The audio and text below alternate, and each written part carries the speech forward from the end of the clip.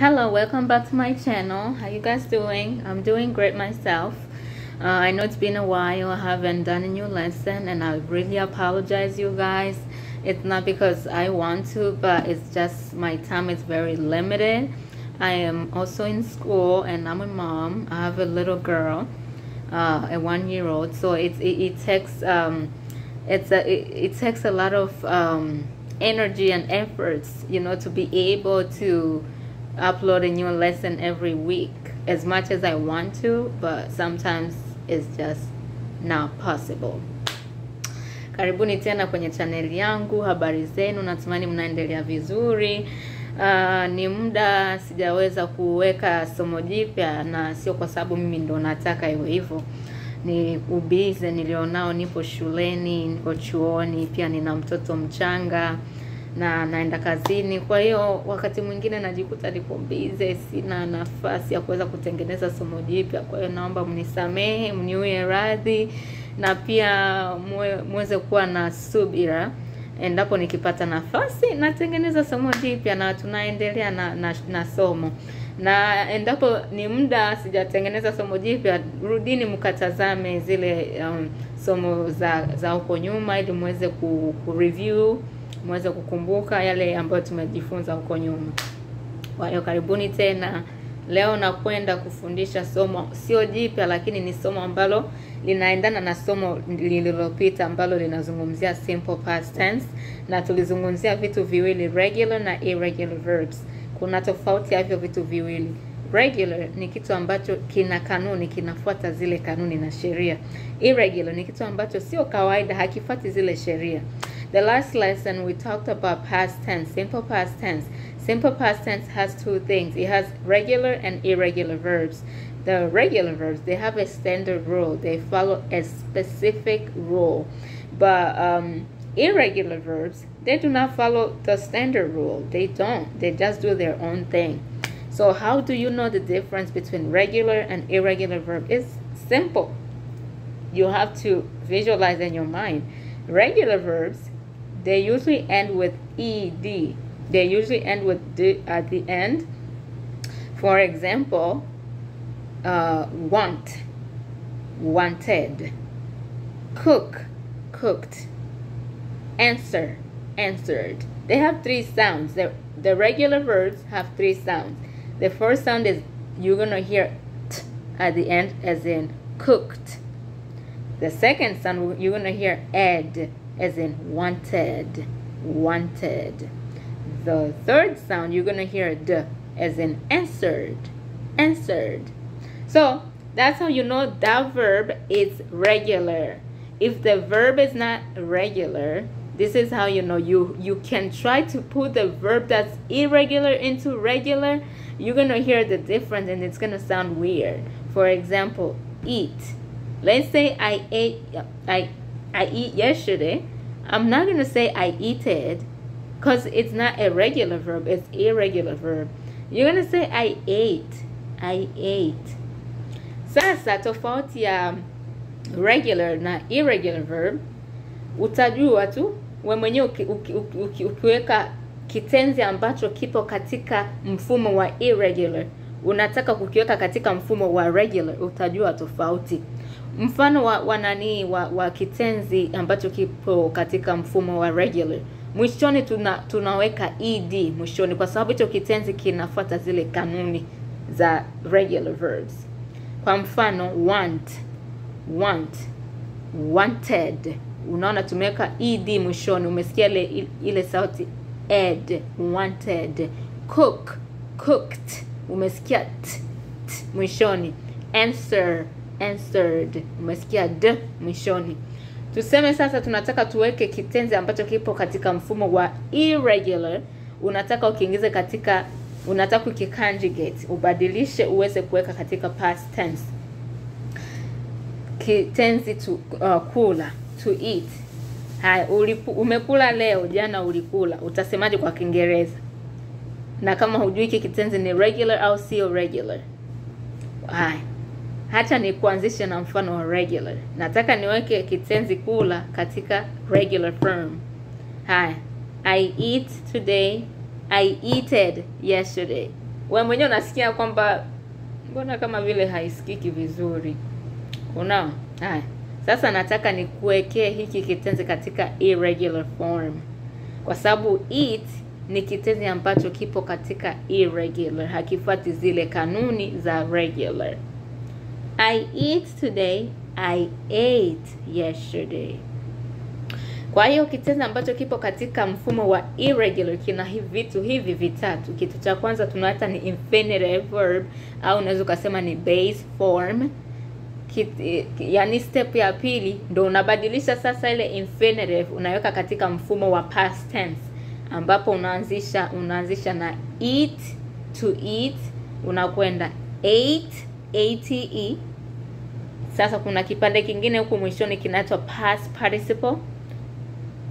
Past participle ya ate ni eaten, eaten, E-A-T-E-N, eaten. Haya, tuanze na infinitive to eat. Tuweke past tense ya to eat kwenye past, ate. Haya, tuweke ile past tense ya eat kwenye past participle ni eaten. Yaani hapo nataka kusema ile eaten unasema kwamba chakula kimeliwa na mimi. Chakula kililiwa na mimi. Okay? Au kimeliwa na mimi. Ndio ile eaten. Kuliwa, eaten, kuliwa. Okay? So, naomba mnifuatilie vizuri ili muweze kujua kwamba okay, hiki kitenzi ni irregular. Tunakwenda kuzungumzia vitenzi vya irregular tu. Kwa sababu tulijifunza regular, kila kitenzi ambacho ni regular kinafuata sheria, kanuni fulani, na mwishoni tunawekaga ed mwishoni. Okay? So let me open my slide. Okay. So this is simple past tense explanation. What are irregular verbs? Vitenzi ambavyo ni irregular ni vitenzi vya aina gani? What is an irregular verb? An irregular verb is anyone that doesn't follow the standard rule of making a verb past tense. Kitenzi ambacho ni irregular hakifuati ile sheria ambayo ni ya kawaida. Kinafanya mambo yake mengine ambayo kinachojua. So standard rule, yani hapa ni sheria ambayo imekamilika inayojulikana. To add ed to a verb to make a past tense. Tunawekaga ed kwa kitenzi ambacho ni regular. Okay? Mfano, regular verb to want, kutaka, wanted. Unaona hapa tumeweka ed mwishoni, wanted. To roll, rolled, rolled. Hivi ni vitenzi ambavyo vipo katika mfumo wa regular. Vipo katika mfumo wa regular, ndio maana tunaweka ed mwishoni. Kama havipo katika mfumo wa regular, hatuwezi kuweka ed mwishoni. Example ya irregular verb, to begin, kuanza, began. Unaona jinsi imebadilika? Hii ni past tense ya kitenzi begin. Hatuwezi kusema beginned. Kwa sababu hiki kitenzi kipo katika mfumo wa irregular. Tunasema began. Hapa to write, kuandika. Hatuwezi kusema I writed. Kwa sababu hiki kitenzi kipo katika mfumo wa irregular. Nilisema irregular ni kitenzi ambacho hakifuati zile kanuni ambazo zinazoendana na kitenzi ambacho kipo kwenye mfumo wa regular. To write. Hapa tunasema wrote. I write today, I wrote yesterday. I begin today, I began yesterday. Regular verbs versus irregular verbs. Irregular verbs are known as strong verbs because their past participle and the past simple spelling patterns are exactly the same. Where regular verbs typically include a d or ed when in past participle or past simple forms, verbs that are irregular do not. Kwa hiyo vitenzi ambavyo ni irregular wanasema kwamba ni vitenzi ambavyo vina uhodari fulani, ni vitenzi vya nguvu, kwa sababu past participle na past simple zake jinsi wanavyoziandika zinaendana pamoja. Lakini vitenzi ambavyo ni regular, vile vya kawaida, huaga vinaweka d au ed mwishoni. Lakini vitenzi ambavyo ni irregular huaga havifuati hizo kanuni. Haya, mfano hapa. Hivi vitenzi ni regular verbs. Past form ends with ed, d, t au id. Ied inategemeana na kitenzi gani sasa. Haya, sasa hapa tunaweka mifano. Walk, kutembea, walked. Change, changed. Spend, spent. Sasa hapa sijui kwa nini wameweka hiki kitenzi hapa. Hiki kitenzi hakipaswi kuwepo hapa kwa sababu hiki kitenzi kipo katika mfumo wa irregular. Unaona hatukuweza kuweka ed mwishoni. Hatuwezi kusema spended. No, walikosea hapa. Manage, managed. Worry, worried. Unaona sasa hapa tumeweka ied mwishoni kwa sababu tumetoa hii y. Tuka replace na ied, worried. Haya, sasa hivi ni vitenzi ambavyo ni irregular. Irregular. Irregular tuna change vowel. Unakumbuka zile vowel ni a, i, e, o, u. Tunazibadilisha katika mfumo wa past form. Mfano, drink, kunywa, drank, drank. Give, kutoa, gave. Eat, ate. Unaona wamebadilisha tu zile vowels, ndo walizobadilisha. Teach, taught. Buy, bought. Huwezi kusema eti nimekunywa leo, jana nilikunywa. Huwezi kusema drinked. Kwa sababu hivi vitenzi vipo katika mfumo wa irregular. Okay? Hi. What's the difference between a regular and an irregular verb? A regular verb never changes the main verb itself. It just adds a d or ed when describing past actions. For example, dance, danced. Talk, talked. Irregular verbs are unpredictable. Kitu ambacho ni unpredictable ni kitu ambacho huwezi tu huwezi kuvamia hovyo au huwezi tu kufanya kama vile unajua unachokifanya. Ni vitu ambavyo havieleweki. Unaona? When describing past actions, they might stay the same. Unaona? Unapoweka hivi vitenzi vya irregular katika mfumo wa past tense, wakati mwingine vinabaki vile vile, stay the same, au vinabadili neno moja au herufi moja katika hicho kitenzi, change just a part of the word or change the whole word. Either vitenzi ambavyo vipo katika mfumo wa irregular, either vinabaki vile vile au vinabadilisha herufi moja katika kile kitenzi au vinabadilisha neno lote. Mfano, cut. Hapa ni kukata kitu, cut. Hapa vipo katika mfumo wa infinitive au present tense. Lakini ukisema eti nilikata jana, yani hiki kitenzi hakibadiliki, kinabaki hivyo hivyo. Grow, kukua, grew. Unaona wamebadilisha tu ile vowel, ndo waliobadilisha ile vokali, walibadilisha wakaweka e, grew. Think, thought, thought, thought. Wamebadilisha hii vowel wakaweka o, u, thought. Huwezi kusema eti cutted, huwezi kusema growed, huwezi kusema thinked. Haiwezekani kwa sababu hivi ni vitenzi vipo katika mfumo wa irregular. Ndio maana wamekuambia kwamba vipo unpredictable. Kitu ambacho kipo unpredictable huwezi kukibahatisha hovyo. Havibahatishi hivi vitenzi vya irregular. Regular, irregular, strong and weak verbs. Regular verbs zina jina lake, yani regular verb vinaonekana ni weak, havina nguvu. Ni vitenzi ambavyo dhaifu, ni vitenzi dhaifu. Lakini irregular verb ni vitenzi hodari. Kwa sababu gani ni vitenzi hodari? Kwa sababu vinakufanya ufikirie. Okay, vinakufanya ufikirie. Huwezi kuvivamia, huwezi kuvibahatisha hovyo. Lazima wewe umeenda shule kweli, umejifunza, wamekuelekeza vizuri. Lakini regular verb okay, regular nitaweka tu ed au d mwishoni, basi nimemaliza. Lakini irregular verb itakubidi utafakari, ufikirie kwa kina. Nisije kusema eated watanicheka. Ni ate. Hai.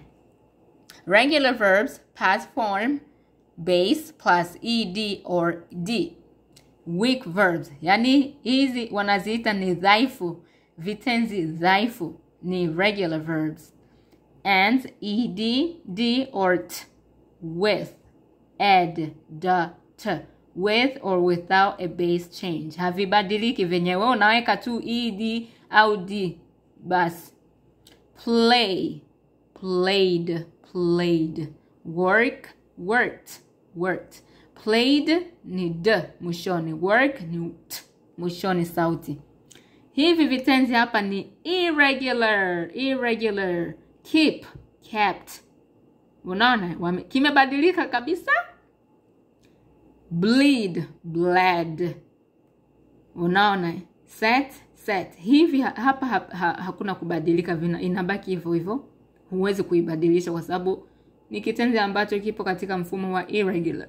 Kumbuka walisema either kitabadilisha herufi moja au kitabaki vile vile au kinabadilisha kila kitu. Kama hapa keep kimebadilika chote, kimebaki ni kept katika past tense. Bleed, unaona wametoa e moja tu wakaweka bled, bled. Hii set haijabadilika, imebaki vile vile. Irregular verbs, past form is not, base, ed or da. Unaona havibadiliki hapa, huwezi kuweka ed au da mwishoni. Past strong verbs, past forms ends n, en or n, and or base change.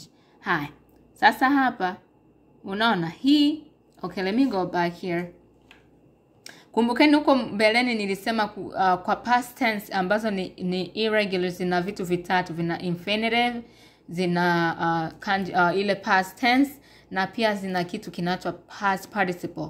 Hizi pia za irregular, za regular nazo pia zina hivyo vitu vitatu. Lakini hatuwezi kubadilisha, unaweka ed kwa kila kitu. Kuanzia base ambayo ni infinitive unaweka ed, na past participle inabaki vile vile unaweka ed. Okay? So hapa tunarudi tena kwenye strong verbs ambazo ni vitenzi hodari. Kwa past participle unaweza kaweka n au en au ne. Mfano begin. Hii begin hapa ni base. Hii ndo base yake, ni infinitive. Tukibadilisha hii begin kwenye past tense unasema began, began. Tukiingiza hii began kwa past participle tunasema begun, begun. Hii ni dig, kuchimba, dig. Hapa tunabadilisha hii dig kwa past participle, past tense tunasema dug, dug. Kwa past participle inabaki vile vile dug. Okay? Irregular verbs.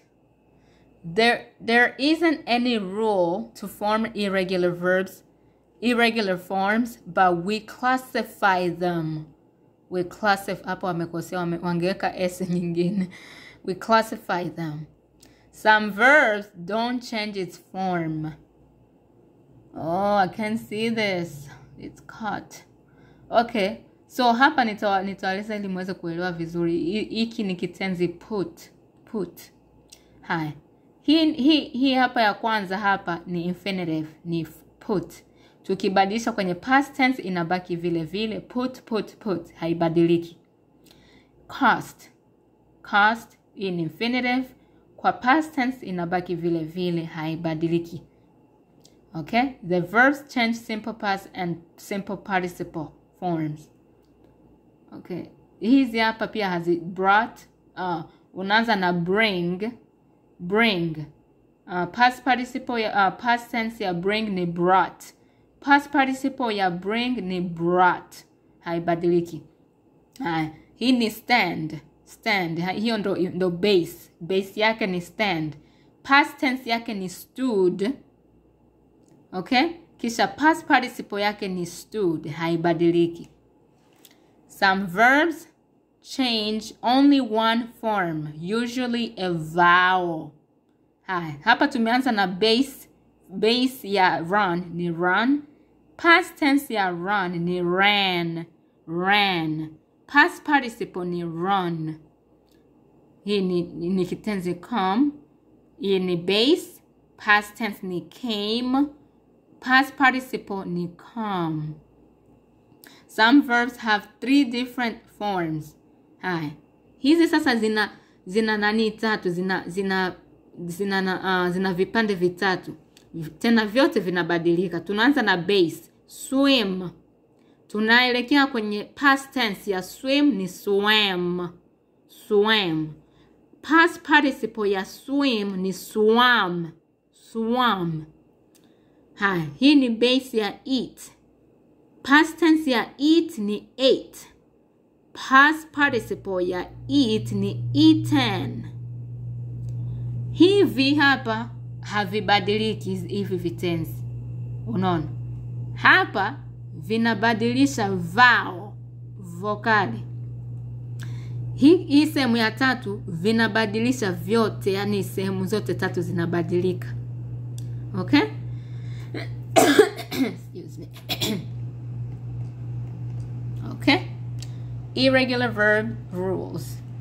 What are irregular verbs?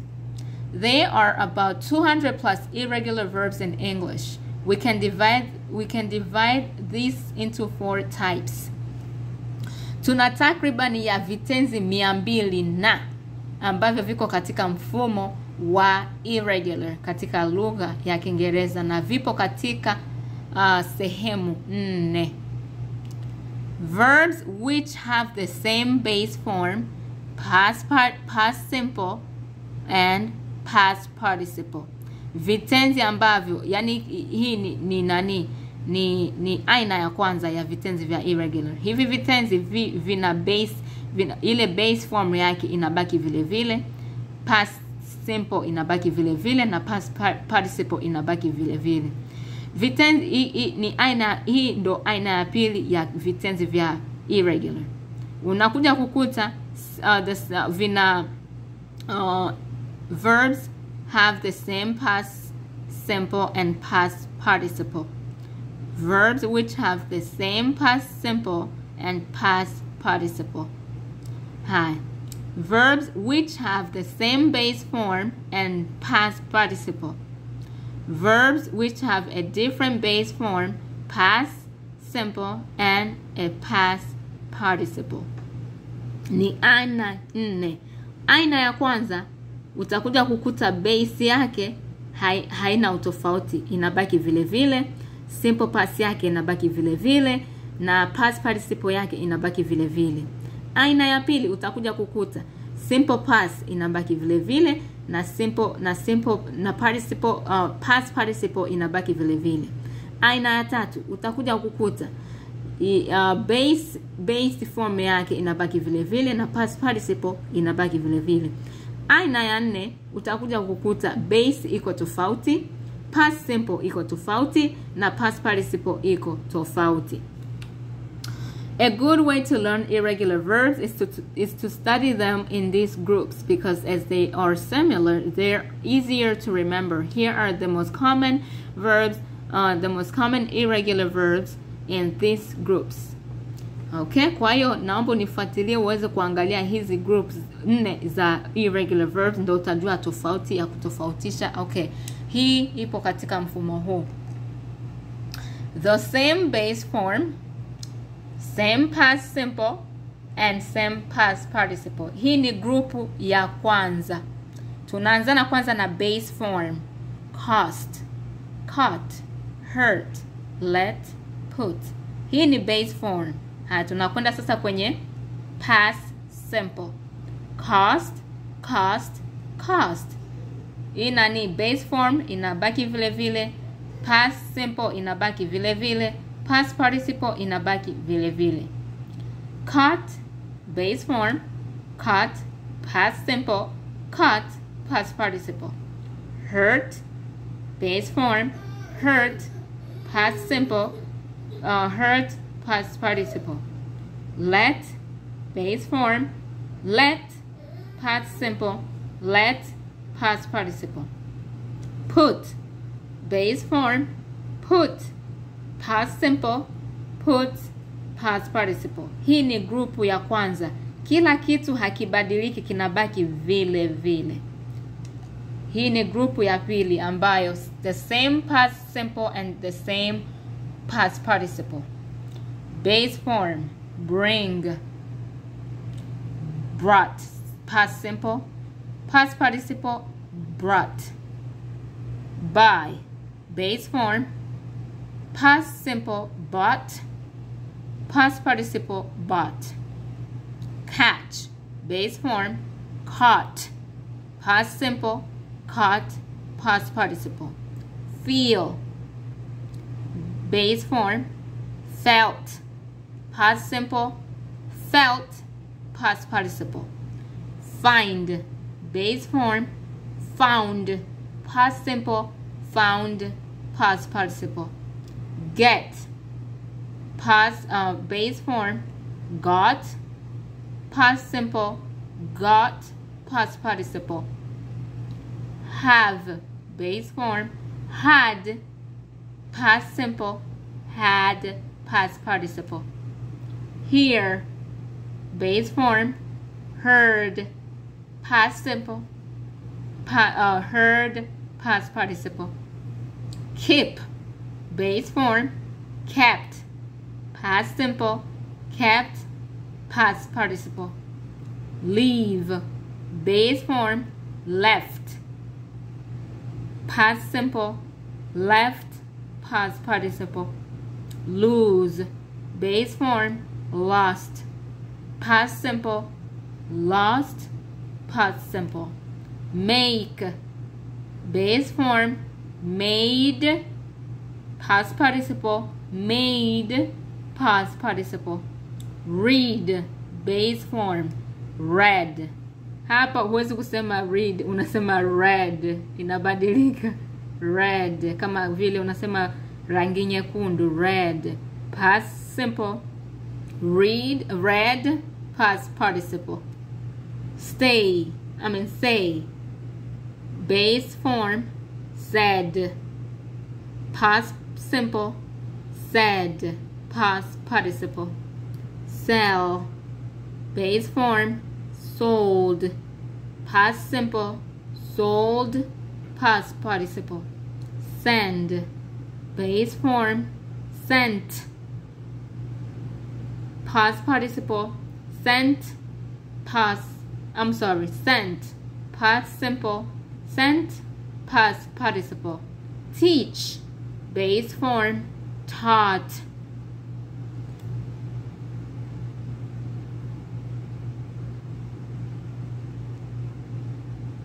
Okay, where am I? Taught, past simple, taught, past participle. Think, win, win. Base form, won, past simple, won, past participle. The same base form and past participle. Hii ni grupu ya tatu. Come, base form, came, past simple, come, past participle. Become, base form, became, past simple, become, past participle. Run, base form, ran, past simple, run, past participle. Okay, and that's it. Nafikiri mumeweza kuelewa tofauti ya regular na irregular verbs. Regular verbs zina kanuni zake. Irregular verbs hazina kanuni, hazifuati kanuni. Zina vipande vitatu: base form, past simple, past participle. Okay? Base form ni kile kitenzi chenyewe hakijabadilika. Kisha ile past tense kinabadilika. Past participle nayo pia inabadilika. Kwa hiyo inategemea ni kitenzi gani. Kuna vitenzi ambavyo viko katika irregular verbs, vipande vyote vitatu havibadiliki. Kuna kitenzi kingine unakuta kipo katika irregular verb, lakini irregular form, lakini kinabadilika sehemu moja tu. Na kuna kitenzi kingine unakuta kinabadilika sehemu zote kuanzia ile nani base form haibadiliki, lakini inakuja kubadilika simple, past simple na past participle. Nitakupa mfano. Excuse me. Tuanze kwanza na kitenzi ambacho hakibadiliki katika irregular verb. Kwa mfano put, kuweka. Tunaanza na base form ni put. Past simple ni put. Past participle ni put. Hakuna kubadilika. Haya. Twende kwenye kitenzi ambacho kinabadilika past simple na past participle. Haya. Tunaenda kwa mfano neno say. Kitenzi say, kusema. Say ni base form, said ni past simple, said ni past participle. Twende kwenye kile kitenzi ambacho kinabadilika kuanzia past simple na past participle. Mfano eat. Haya. Base form ya eat ni eat, to eat. Tunakwenda kwa past simple, ate. Tunakwenda kwa past participle, eaten. Unaona jinsi kimebadilika. So I hope nimeweza kuwaelewesha vizuri, na kama bado mna maswali mnaweza mkaniuliza nikawafafanulia vizuri. Lakini kumbukeni kwamba vitenzi ambavyo ni irregular ni vitenzi hodari. Havifuati zile kanuni za ed au d, out. Havifuati hizo kanuni. Vipo katika familia yake ya kipekee. Ni kama vile vitenzi ambavyo tunavita mental verbs au action verbs. Mental verbs ni vile vitenzi ambavyo vinatendeka akilini. Action verbs ni vitenzi ambavyo vinatendeka na pia unaviona. Kwa mfano to eat, unaona mtu akila. Lakini kitenzi to think, hivi nikiwa nafikiria unaweza kujua kwamba niko nafikiria katika akili yangu. Huwezi kujua. Unaona? Huwezi kuniona nikiwa nafikiria. Unaona? Au nikiwa nakumbuka, huwezi kuniona nikifanya hicho kitendo, maana kinatendeka katika ubongo wangu. Unaona? Ndio maana vinaitwa mental verbs, na zile zingine zinaitwa action verbs kwa sababu unaona mtu akitenda hicho kitenzi. So hizo mental verbs nataka kuzifananisha na irregular verbs kwa sababu irregular verbs ni vitu ambavyo unahitaji kuweka katika kumbukumbu. Okay? Usifikirie kwamba hiki kitenzi nitakiweka katika regular form, havitawezekana kwa sababu havifuati zile sheria. Okay? So natumaini umeelewa, and I hope you guys enjoy the lesson. If you have any question, please don't hesitate to ask. I'll do my best to answer all of them. And again, these are irregular verbs. They do not follow standard rules. They don't. They have their own rules. Remember, they have four types of irregular verbs. Some of them, they stay the same. Some of them, they change the past simple. Some of them, they change the past participle. Okay? So I hope you guys enjoy the lesson, and I'll be looking forward to your comments, your feedback, and any questions. Okay? Goodbye. See ya.